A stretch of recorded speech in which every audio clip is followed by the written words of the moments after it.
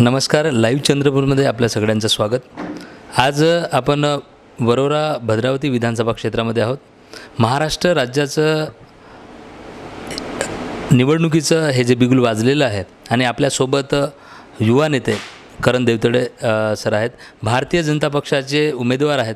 कणखर नेतृत्व आहे, युवा नेतृत्व आहे. आपण त्यांच्याकडनं खरं तर जाणून घेणार आहोत. या विशेष मुलाखतीत थोडक्यात काही जनसामान्यांचे प्रश्न आपण त्यांच्यापर्यंत पोहोचण्याचा प्रयत्न करणार आहोत.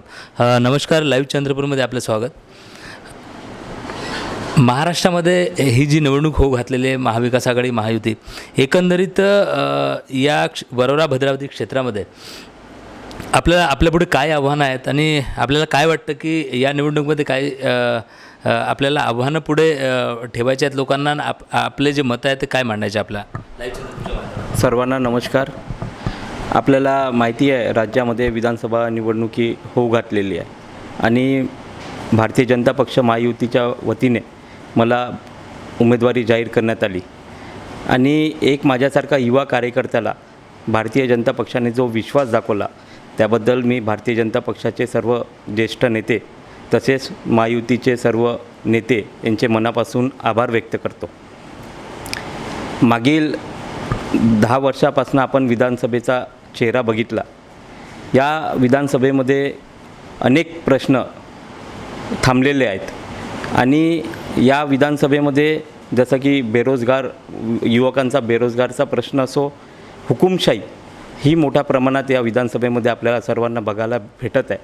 याचं खरं कारण म्हणजे आपले लोकप्रतिनिधी कसा असावा, सर्वसामान्य जनतेचा आवाज विधानसभेमध्ये उठवणारा असावा, जेणेकरून तो सर्व क्षेत्रामध्ये त्यांनी आपल्या कामाचा विकास हा केला पाहिजे असा लोकप्रतिनिधी सर्वांनी निवडावा ही माझी सर्व जनतेला विनंती आहे. एकंदरीत वरोरा विधानसभा क्षेत्रामध्ये हा औद्योगिक क्षेत्र म्हणून मानलं जातं. इथे नागपूर सारख्या मोठ्या म्हणजे महाराष्ट्राची राजधानी या म्हणजे महाराष्ट्राची उपराजधानी नागपूरमधनं आवागमन होतं, त्याचा महामार्ग आपल्या क्षेत्रामधनं जातो आहे. अशा वेळेस खूप मोठ्या कंपन्या किंवा शेतीतला हा कापूस असेल, सोयाबीन असेल, हा सगळ्या एकंदरीत शेतकऱ्यांचे मुद्दे आहेत. अशा वेळेस गेल्या अनेक वर्षापासून महायुतीचं सरकार महाराष्ट्रामध्ये आहे. आपण युवा नेता आहात. युवकांच्या आता काय समस्या आहेत आपल्याकडे? या विधानसभा क्षेत्रामध्ये फिरत असताना कुठल्या समस्या नेहमी आपल्या पुढे आल्या आहेत आणि त्या आपण कशा सोडवणार आहात? आपल्या वरोरा भद्रावती विधानसभे क्षेत्रामध्ये बघितलं तर अनेक उद्योग धंदे आणि कंपन्या आहेत. त्याचप्रमाणे या क्षेत्रामध्ये मोठ्या प्रमाणात कोल माईन्स आहे आणि यामध्ये शासनाचं धोरण असं आहे की 80% स्थानिक रोजगार असला पाहिजे आपल्या युवकांना. पण आपण या कंपन्यामध्ये बघितलं की यामध्ये बाहेरचे व्यक्ती मोठ्या प्रमाणात आहे आणि आपल्या विधानसभेतील अनेक युवक बेरोजगार आहेत. त्यांना कुठेतरी नोकरी आणि त्यांना कुठेतरी त्या कंपन्यामध्ये स्थान देण्याचं कार्य मी आपल्या माध्यमातून करत राहील. तसेच आपण बघितलं की या विधानसभेमध्ये 10 वर्षांपासून शेतकऱ्यांचे पांदन रस्ते असो अनेक प्रलंबित आहे. मंजूर झालेले कामं पण ते कुठेतरी रखडलेले आहेत. याचं कारण म्हणजे लोकप्रतिनिधी आढावा नसेल घेतला, त्याचा पाठपुरावा नाही करत आहे. असे अनेक कारणं मला या विधानसभेमध्ये फिरत असताना लक्षात आले. नक्कीच या विधानसभा क्षेत्रामध्ये बाळूभाऊ धानोरकर, दिवंगत बाळूभाऊ धानोरकर यांचं नाव मोठ्या प्रमाणात घेतलं जातं, कारण आमदारकीनंतर खासदारकी त्यांनी स्वतःकडे घेतली आणि लगेचच आपल्या पत्नी आमदार होते आणि त्यानंतर त्यांना आमदारकी दिली. आता एकीकडे वंचित बहुजन आघाडीची मागच्या वेळेस ज्या प्रमाणे वोटिंग होती, जवळजवळ 20,000 वरून वंचित बहुजन आघाडीची मतदान होतं.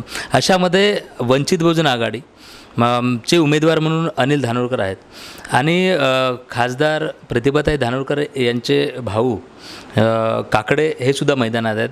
अशा वेळेस आपला विरोधक कोण वाटतं आपल्याला? कोणाशी आपली थेट लढत होणार आहे? कारण आपण देखील युवा नेतृत्व आहात आणि एकीकडे नगर परिषदचा जो त्यांचा अनुभव आहे तो देखील 15 वर्षापासून आहे त्यांच्याकडे. अशा वेळेस परिवार एक असला तरी 2 उमेदवार आहेत आणि आपण आहात.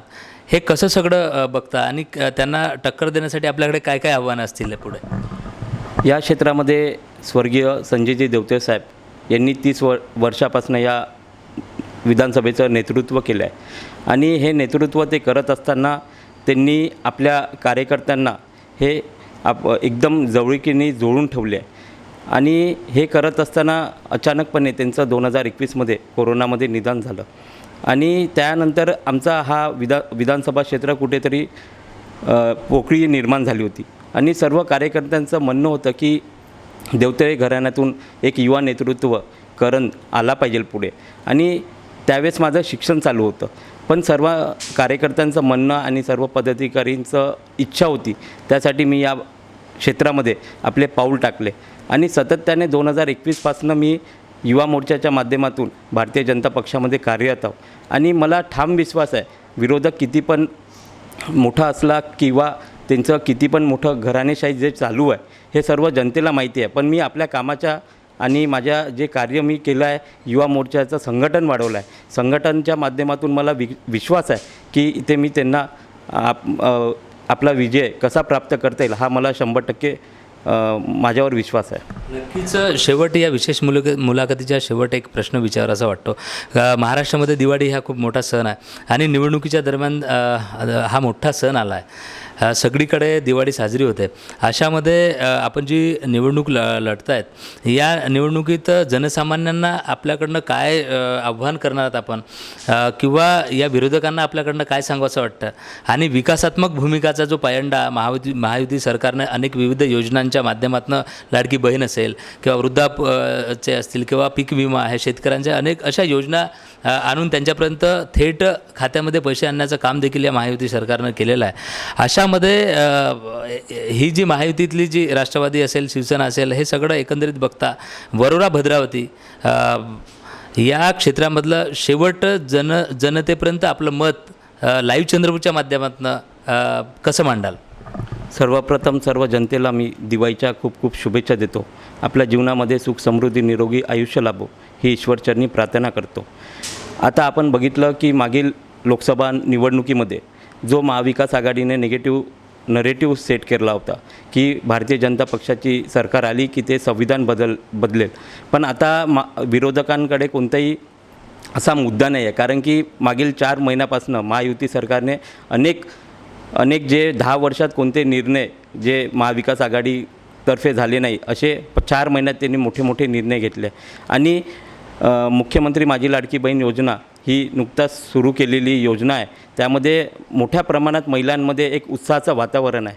याच माध्यमातून आम्ही जे योजना सरकारने राबवल्या आहेत ते प्रत्येक घरापर्यंत पोहोचवण्याचं काम आमचे कार्यकर्ते करत आहे आणि याच माध्यमातून आम्ही सर्व जनतेला विनंती करील की जे विरोधक काही निगेटिव्ह नरेटिव्ह सेट करेल आपण त्याला बळी पडू नये ही माझी. एकंदरीत विरोधकांपेक्षा विकासात्मक पायंडा राबवण्याचा जो प्रयत्न आहे त्यांनी तो आपल्या अंतर्मनात संचारला आहे आणि निवडून आल्यास नक्कीच इथला जो वरोरा क्षेत्र असेल किंवा भद्रावती आहे तो विकसित करण्याचा जो मानस आहे या निवडणुकीच्या माध्यमातून त्यांनी लाईव्ह चंद्रपूरच्या पुढे ठेवला आहे. आपण असंच भेटत राहणार आहोत.